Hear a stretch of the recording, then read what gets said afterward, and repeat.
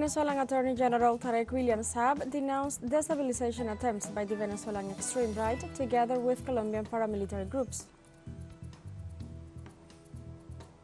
Brazilian President Luiz Inacio Lula da Silva warned about phony Democrats who try to undermine institutions in the region.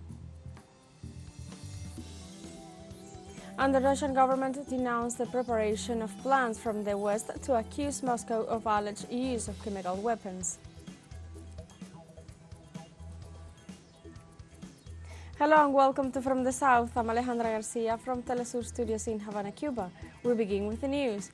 The Attorney General of Venezuela, Tarek William Saab, offered statements on the destabilization attempts prepared by the Venezuelan extreme right, together with Colombian paramilitary groups. During a press conference, the Attorney General revealed new evidence of the actions of the extreme right wing against the electoral process of the next July 28th. The Venezuelan high official assured that they are working hand in hand with the Colombian Attorney General's office to clarify the facts regarding these accusations generated last July 6th by the so-called Autodefensas Conquistadoras de la Sierra group. Furthermore, Tarek William Saab emphasized that these sectors had met on several occasions with the irregular groups to show them maps of the Miraflores Palace in the city of Caracas and of the energy system in the state of Zulia, with the objective of sabotaging the campaigns for the upcoming elections in the country. Today, I've also made contact with a link that is in the Colombian territory, who has informed us, okay, see this detail that is worth of knowing. 2 months ago in La Guajira, Colombian Guajira, they contacted this group, paramilitary group. These subjects, these subversive subjects outside the law, qualified as paramilitary group in Colombia of farright, they sent a first emissary that identified himself as a member of the opposition of the Venezuela government and contacted known leaders of this sector. Afterwards, 3 meetings were made in a restaurant.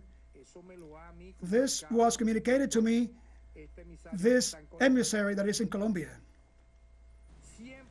In his declaration, the Attorney General exposed the intentions of some sectors of the opposition to disregard the electoral results in case of losing and thus provoke violent actions to destabilize the country.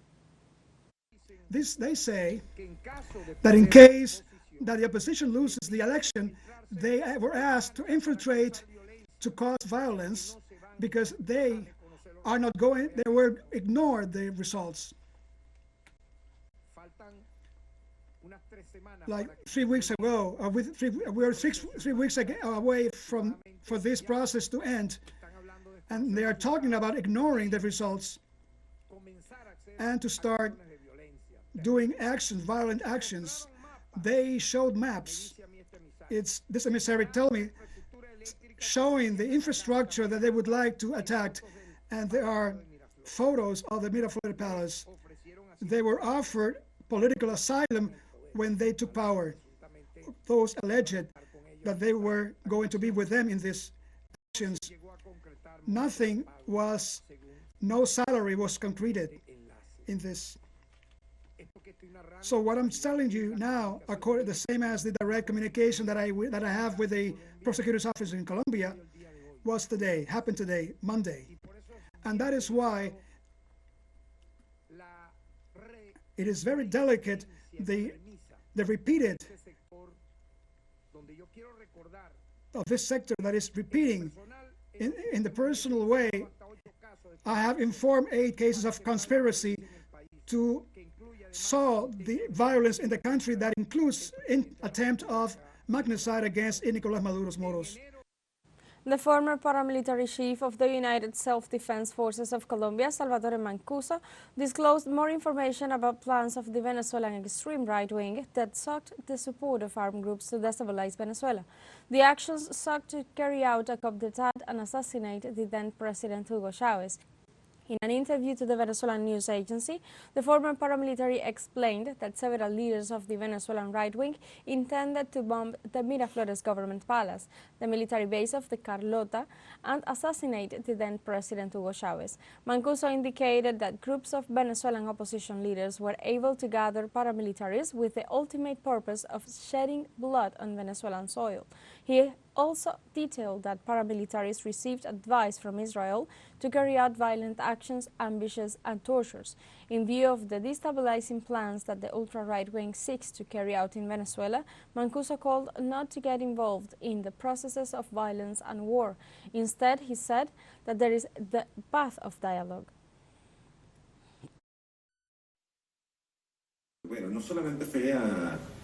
Well, it was not only Carlos Castaño and myself, but also the commander in charge of the operation to go and carry out a coup against President Chavez. I remember that the commander of that troop in charge of the operation was a self-defense commander who was part of the army, Misael Valero Santana, who we called in the self-defense group Lucas. The development of the operation included assassinating President Hugo Chavez Frias with an elite group during a dinner with bankers at the presidential residence. Other commands would jump over the Miraflores Palace. Other commands would take over an air base near Miraflores. In Venezuela, a group of opposition majors declared themselves independent and announced their support for the presidential candidacy of Nicolás Maduro for the July 28th presidential elections. This way, the mayor of Tinaco in the state of Cojedes, Juan Carlos Zamora, together with the mayor of San Juan de los Morros in Guárico State, Sulme Ávila, and the mayors of Rojas, Pedro Antonio Abreu, and Obispos Adrián Azuaje, both in the state of Barinas, collectively issued a statement in the social platform X declaring their stand. In the text, the municipality authorities choose to denounce and reject any attempt to return to violence as an instrument to obtain political positions and power.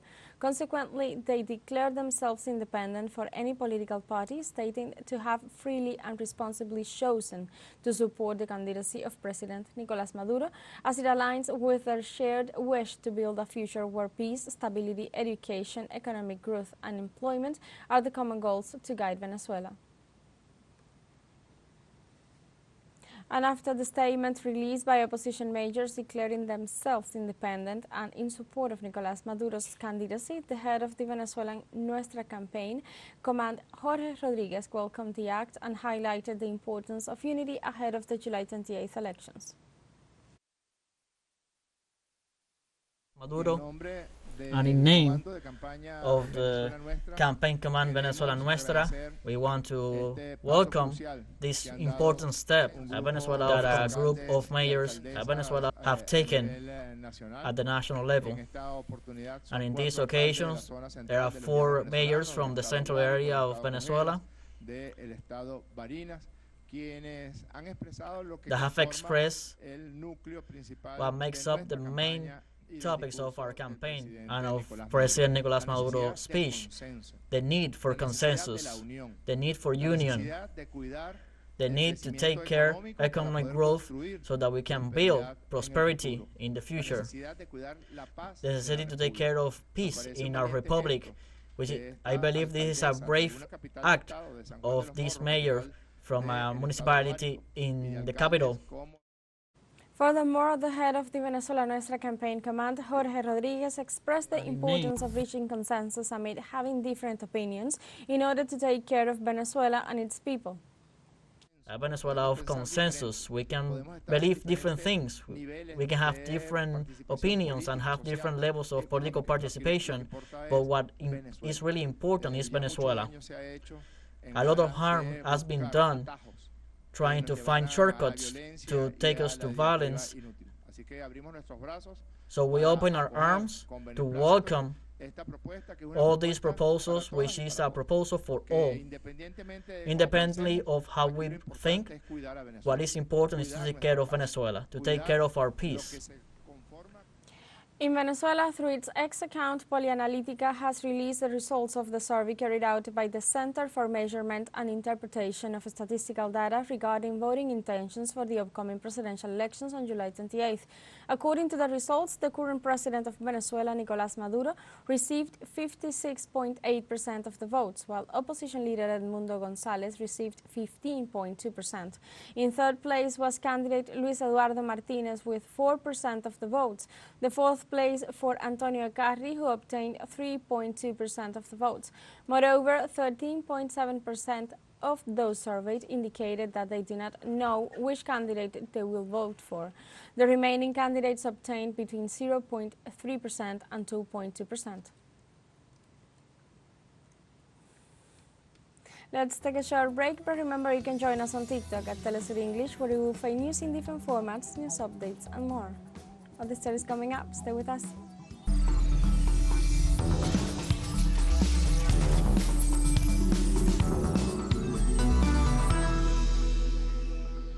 Welcome back. Brazilian President Luiz Inacio Lula da Silva warned about phony Democrats who try to undermine institutions in the region. During his speech at the 64th Summit of the Common Market of the South, Mercosur, being held in Paraguay, the Brazilian president called on the heads of state members of the economic bloc to remain vigilant in the face of the pretensions of phony Democrats to place institutions at the service of reactionary interests. He also considered that as long as the subcontinent remains among the most unequal in the world, political stability will remain threatened. In this sense, he called for a deeper regional integration while reaffirming that his commitment to Mercosur as a platform for international insertion and development remains unwavering. The Russian government denounced the preparation of plans from the West to accuse Moscow of the alleged use of chemical weapons. The head of the radiological, chemical and biological defense troops of the Russian armed forces, Igor Kirillov, pointed out that the United States and Germany, together with Ukraine and the Technical Secretariat of the Organization for the Prohibition of Chemical Weapons, are preparing to launch a special mission to investigate the so-called facts of the use of chemical weapons in Kyiv. The official specified that this is aimed at bringing charges against Moscow with false evidence. He also recalled that Russia denounced in March the systematic use of toxic agents by Ukrainian troops for terrorist purposes. In this context, the chief of the Russian Radiological, Chemical and Biological Protection Troops, Lieutenant General Igor Kirillov, informed about the discovery of a Ukrainian chemical laboratory for the production of toxic substances near the village of Adayevka in the Donetsk region. Gas masks, including American-made respirators and a Polish-made protective suit, were found in the laboratory. Containers were also found which revealed the presence of sulfuric acid and sodium cyanide, substances which, according to experts, could cause convulsions, respiratory paralysis, and even death. This indicates that the equipment discovered had been used for the production of toxic substances. In France, thousands of people mobilized in celebration of the victory of the new Popular Front party during the second round of the legislative elections. During this day, in several cities of the country where mobilizations took place, the police authorities fired tear gas at the citizens to disperse them. Most of the participants in the mobilization are young people who are celebrating the defeat of the extreme right as a historic feat. After the victory of the new Popular Front, several leaders from different parts of the world have celebrated the triumph of democracy in the French nation.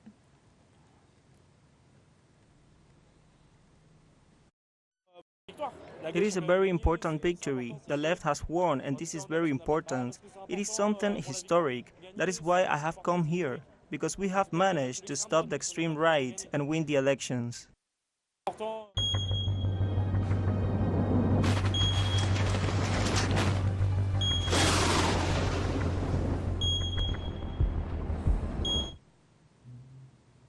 The cleanup operations in St. Vincent and the Grenadines have already begun, days after the passage of Hurricane Beryl left a wake of devastation in homes and infrastructure. Crystal Hoyt from CBC News with the details. Days after Category 4 Hurricane Beryl made landfall here in Union Island, St. Vincent and the Grenadines, the cleanup process has already begun. With 98% of the housing stock being damaged or destroyed, the process is expected to take months. The Caribbean Disaster Emergency Management Agency, SEDEMA, has deployed a rapid needs assessment team to analyze the critical issues. Among that team is structural engineer Granville Phillips. Here to examine the damage that occurred here in St. Vincent and the Grenadine Islands. I'm also here to try to find out why the damage that we observed occurred and what we can do to prevent that damage from occurring for future events. What I've seen so far is catastrophic damage to the roofs mainly. Masonry houses, the walls for the most part seem to have survived. There are a few instances where they did collapse, but timber framed houses, they generally collapsed. And the timber frame roofs, some stayed, whereas the cladding for most houses was lost. He also talks about the need for the Caribbean to build more resilient homes, given the increasing number and severity of weather events. According to him, a standard has already been set. Fortunately, there is a new CARICOM building standard for houses, the CARICOM Code of Practice for Houses for the Caribbean. It was approved in 2023. So it is a CARICOM standard approved by COTED. And the minimum standard is Category 5 hurricanes to the strength of Hurricanes Irma and Dorian and Maria. Is also to the standard of magnitude 7 earthquakes that struck Haiti in 2010 and 2021. Mr. Phillips says building better could save lives. He explains how small changes could make a significant difference across the islands. Improving the rafters and increasing the number of screws. The screw costs, 35 cents. So increasing the number of screws on your roof, increasing the size of your timber rafters and timber purlins. Thousands of homes across the Caribbean have been damaged or destroyed as a result of Hurricane Beryl, the first major hurricane to form in the Atlantic hurricane season so far. Crystal Hoyt, CBC News. In Nepal, honey hunters are concerned over the rapid decline in volume of honeycombs due to climate change. Nepal possesses the rarest form of mad honey globally in the Himalayan cliffs, which is valued for its richness in gyanotoxin and medical qualities. Honey hunters obtained it from altitudes surpassing 3,500 meters above sea level by hanging from a rope and bamboo ladder of a Himalayan mountain cliff in an ancient tradition that is being jeopardized by environmental degradation and rapid climate change. In this regard, some of them shared their views on this issue.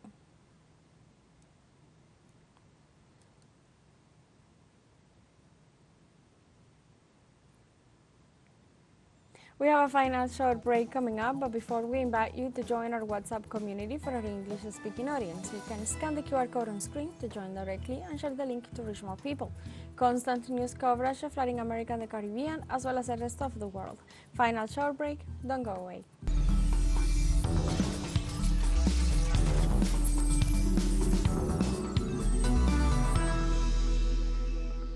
Welcome back to From the South.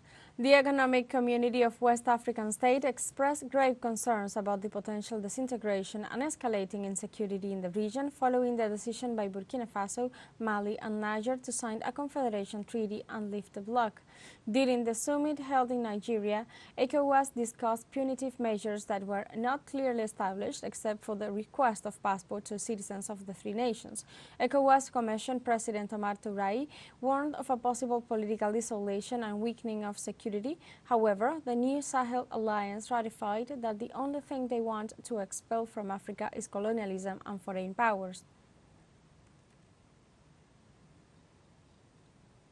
In Niger, the United States continued to withdraw its troops from the territory ahead of the September 15th deadline set by the African nations' military rulers.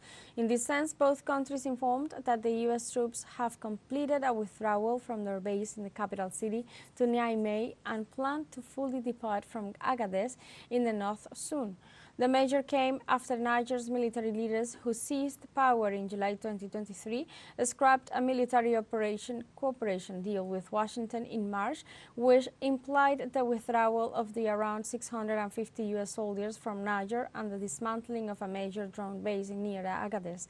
The West African nation had already ordered the removal of troops from France, the former colonial power and traditional security ally, and has strengthened ties with Russia, which has provided instructors and equipment.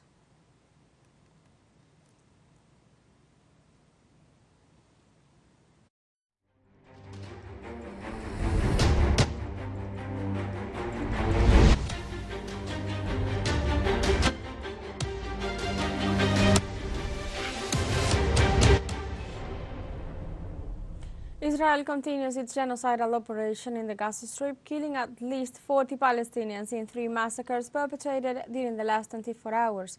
Health authorities reported that these actions left more than 70 wounded. However, they warned that both figures could be even higher since many victims are still trapped under the rubble.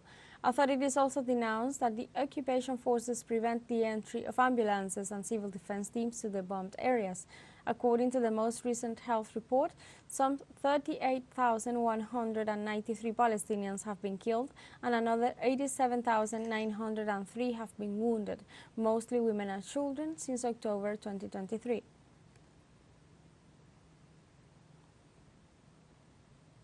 Thousands of citizens protested in Jerusalem and Tel Aviv for the second day in a row, demanding that Prime Minister Benjamin Netanyahu reach an agreement on the exchange of detainees in Gaza or resign from office. According to local media, demonstrators gathered in front of the houses of members of parliament and blocked the main highways. Those protesting called for a ceasefire that would allow new agreements for the exchange of detainees. They also asked international mediators to increase their efforts to reach an agreement. Protesters stressed the urgency for the region to live in peace and not in war.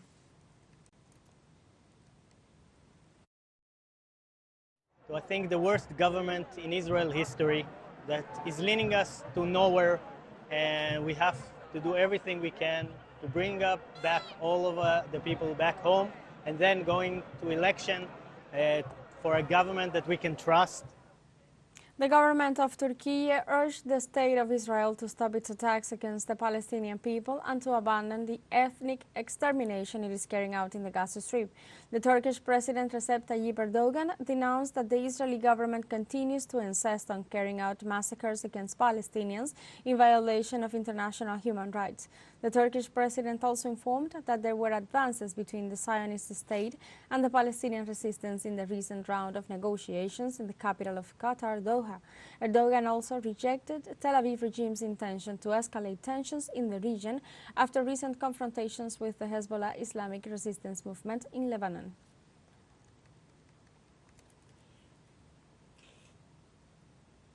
We have come to the end of this news brief, but you can find these and many other stories on our website at telesurenglish.net and join us on social media, Facebook, X, Instagram, Telegram, and TikTok as well. For Telesur English, I'm Alejandra Garcia. Thank you for watching.